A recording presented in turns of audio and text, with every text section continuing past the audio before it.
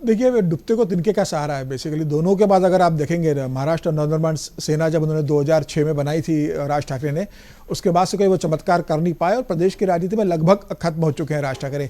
अगर विधानसभा चुनाव देखेंगे तो अपने बेटे को वो विधानसभा चुनाव नहीं जीता पाए, जहाँ शिवसेना का स्ट्रांग होल्ड माना जाता है दादर माहिम का एरिया। और उद्धव ठाकरे भी सत्ता गंवा चुके हैं। अभी जो जिला परिषद नगर परिषद के जो परिणाम आए थे 288 सीट्स में, उसमें बुरी तरीके से वो हारे हैं।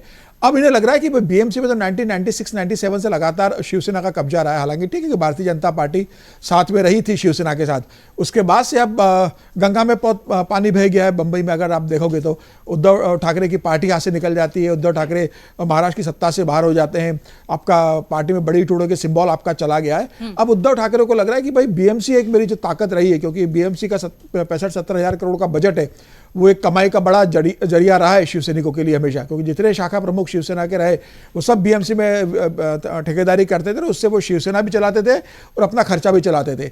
तो शिवसेना इस बात को जानती है कि भाई हमारा आर्थिक आधार तो हमेशा से बीएमसी रहा है, अगर हम बीएमसी में सत्ता से चले जाएंगे तो हमारे शाखा प्रमुख है वो भी हमारा साथ छोड़ देंगे। तो उनकी पूरी ताकत अब वापस बीएमसी को कब्जा करने की कोशिश है। लेकिन इस बार उनके लिए चुनौती बहुत बड़ी है। भारतीय जनता पार्टी बहुत बड़ी बन चुकी है पूरे महाराष्ट्र के अंदर, मुंबई के अंदर भारतीय जनता पार्टी एक बड़ी ताकत बन चुकी है। और उद्धव ठाकरे जानते हैं कि सिर्फ बंबई में अगर बीएमसी मेरे पास बची तो ही मैं राजनीतिक रूप से आने वाले समय में सर्वाइव कर पाऊंगा। अगर बीएमसी यहाँ से निकल जाती है तो अगले 5 साल में लोकसभा और विधानसभा तक मेरे सांसद और विधायक बचे रहेंगे, इसकी भी संभावना बहुत कम होगी। तो 2 हारे हुए भाइयों ने वापस साथ आए।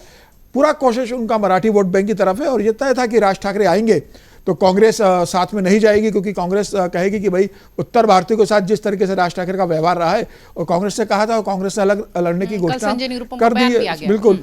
तो वो मुझे लगता है बहुत फर्क नहीं पड़ेगा।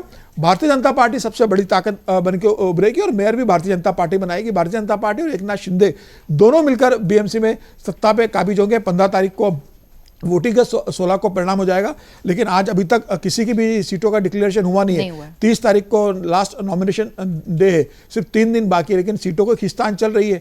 अभी उस पर सहमति बनी होगी, उसके बाद प्रचार होगा। तो मुझे लग रहा है कि राज ठाकरे उद्धव ठाकरे के साथ आने के बाद भी कोई बहुत बड़ा चेंज होगा, मुझे इसकी संभावना नजर नहीं आती है। सिर्फ 40% 38% का जो मराठी वोट बैंक है उसके दम पर आप बीएमसी की 227 सीटों पर बहुमत प्राप्त कर लो, यह संभव नहीं है। तो भारतीय जनता पार्टी बड़ी ताकत नजर आ रही है। और उसके अलावा अगर मैं अजित पवार और शरद पवार की बात करूं तो अब शरद पवार के पास भी बहुत राजनीतिक पूंजी बची नहीं है, उम्र भी नहीं बची है। शरद पवार का राज्यसभा कार्यकाल खत्म हो रहा है अभी अगले मार्च अप्रैल में। अब उन्हें अगर राज्यसभा जाना होगा तो उनको अजित पवार की जरूरत पड़ेगी, क्योंकि उनके पास इतने विधायक नहीं है, ना कांग्रेस के पास है ना उद्धव ठाकरे के पास है। अब उन्हें अपनी बेटी का राजनीतिक भविष्य दिख रहा है। तो आने वाले समय के लिए मुझे लगता है कि शरद पवार अपनी बेटी के बेहतर भविष्य के लिए और खुद को वापस राज्यसभा में भेजने के लिए अजित पवार के साथ कॉम्प्रोमाइज करेंगे। और ये शुरुआत है कि वो फिलहाल बारामती में, पुणे में और बाकी जगह मिलकर चुनाव लड़ेंगे। और मुझे लग रहा है उसके बाद अजित पवार और शरद पवार की पार्टी का मर्जर होगा, एक मिल जाएंगे, लोकसभा और विधानसभा में उनकी ताकत बढ़ेगी। तो महाराष्ट्र में फिर वो अपने आप को फोकस करेंगे। लेकिन फिलहाल जो 29 नगर निगम के जो चुनाव होने जा रहे हैं, जिसमें 2869 टोटल सीटें होगी, भारतीय जनता पार्टी सबसे बड़ी ताकत बनकर उभरेगी। और बीएमसी में भी इस बार पहली बार भारतीय जनता पार्टी अपना मेयर बनाने जा रही है। अगर आप ये वीडियो YouTube पर देख रहे हैं तो हमारे चैनल को सब्सक्राइब कर बेल आइकन दबाएं, और Facebook पर देख रहे हैं तो हमारे पेज को लाइक करें।